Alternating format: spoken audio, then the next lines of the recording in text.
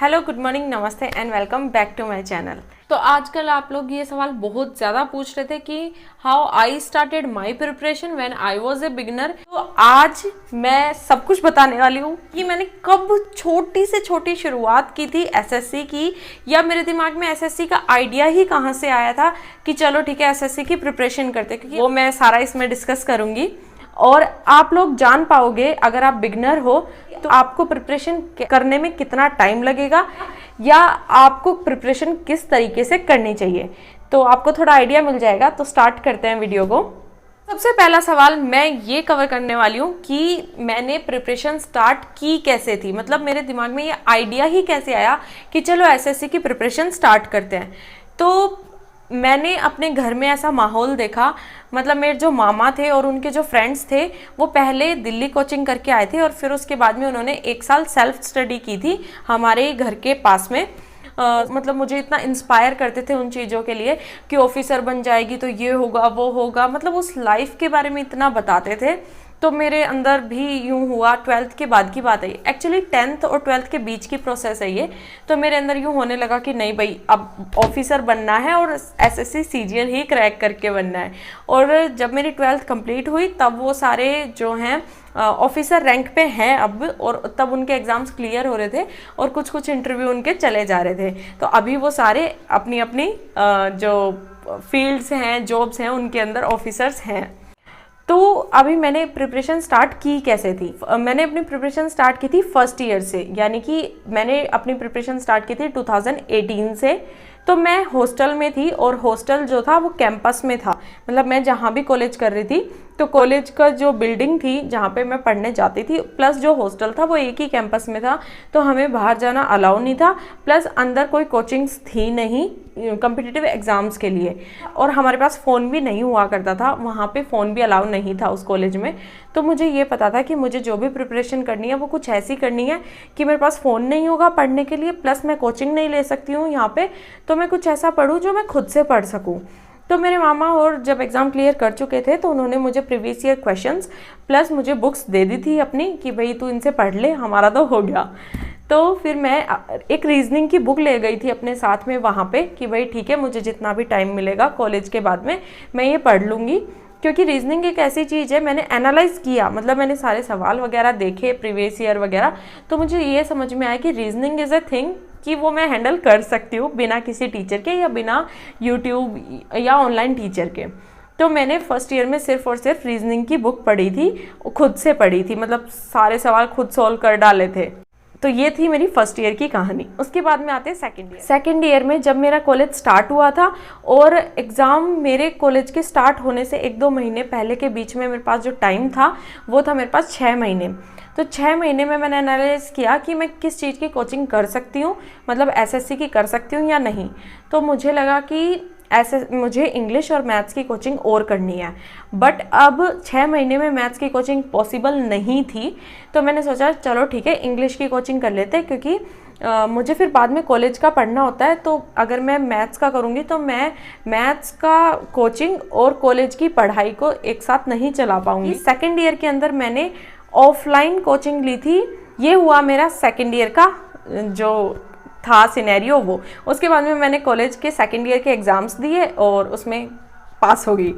उसके बाद में आते हैं थर्ड ईयर पे। आपको आगे की वीडियो इस सेटअप में मिलेगी, क्योंकि वो वीडियो जो आगे की थी वो मैंने घर पे रिकॉर्ड की थी और वो रिकॉर्ड ही नहीं हुई, तो इसलिए फिर मैंने अब ढूंढी वीडियो एडिटिंग के लिए तो मुझे नहीं मिली।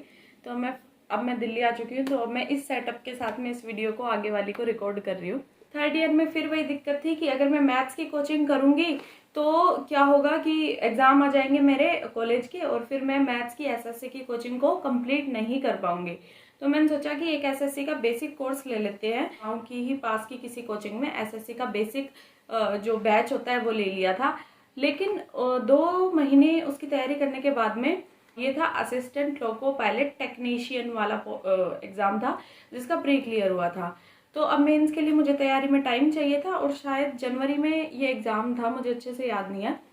तो फिर मैंने एसएससी की कोचिंग छोड़ दी क्योंकि मेरे पास बहुत कम टाइम था और मैंने मेंस की तैयारी की। बट उस एग्ज़ाम को फिर मैंने दिया भी था, लेकिन उसमें मेरा क्लियर नहीं हुआ वो।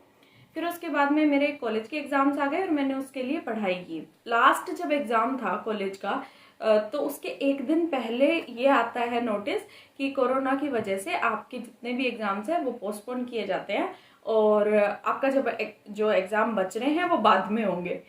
तो अब मैं बीच में लटक चुकी थी कि एक पेपर और था, एक दिन और था, करवा लेते, क्या फर्क पड़ जाता। लेकिन किस्मत, फिर 2-3 महीने बाद वो एग्जाम हुआ।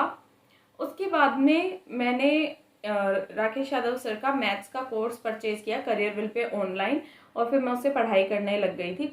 लॉकडाउन लग रहा था तो उसके अंदर बस मैं उसी कोर्स को पढ़ती थी, मतलब सिर्फ मैथ्स को पढ़ती थी और कुछ ज़्यादा मैं करती नहीं थी।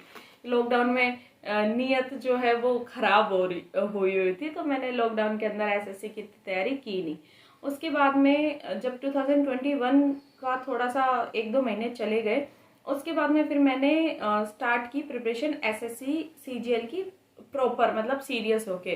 तो तब से लेके अब तक मेरी प्रिपरेशन मतलब चल रही है और देखो आगे क्या रहता है। 2022 की जनवरी फरवरी के पास में शायद फरवरी और मार्च के पास में मेरा एग्ज़ाम क्लियर हुआ था, एफकेट का, मतलब एयरफोर्स का एग्ज़ाम क्लियर हुआ था। फिर उसका एसएसबी था, तो उस एसएसबी की डेट मैंने ली थी 29 अगस्त, ताकि मुझे टाइम मिल जाए। बीच में सीएचएसएल का पेपर भी था, तो मैंने सोचा सीएचएसएल देने के बाद में मैं एसएसबी की तैयारी कर लूँगी।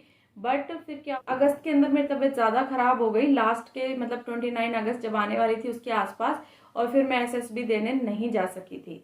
तो फिर मैंने उसको, मतलब मैंने एसएसबी की खूब प्रिपरेशन की भी थी, लेकिन फिर किस्मत नहीं जा पाई तो नहीं जा पाई। फिर मैंने 29 अगस्त को नहीं जा पाई। उसके बाद में थोड़ा टाइम लगा मेरे को संभलने में, और उसके बाद में फिर मैंने फिर से एसएससी की प्रिपरेशन स्टार्ट कर दी थी। तो ये थी मेरी कहानी तब से लेके अब तक की, जो भी मैंने एग्जाम्स की प्रिपरेशन की है। और अगर आप प्रिपरेशन करना चाहते हो कॉम्पिटिटिव एग्जाम्स की कॉलेज के साथ में, तो बीएससी मत लेना अगर आपको करना है तो, मतलब मैथ्स या बायो मत लेना बैचलर्स में। आर्ट्स के साथ में आप इजीली कोचिंग और कॉलेज को कर पाओगे, क्योंकि आर्ट्स एक ऐसा सब्जेक्ट है जो खुद पढ़ के और एग्ज़ाम दिए जा सकते हैं। बट मैथ्स और बायो खुद पढ़ना बहुत मुश्किल हो जाता है। बायो का तो मुझे नहीं पता, लेकिन मैथ्स तो इतनी मुश्किल हो जाती है, क्योंकि जो मैथ्स हम 12th तक पढ़ते हैं उसका 10% भी कॉलेज के अंदर हमें नहीं नज़र आता। तो सारी चीज़ें खुद से समझना, खुद पढ़ना, खुद रटना बहुत मुश्किल हो जाता है।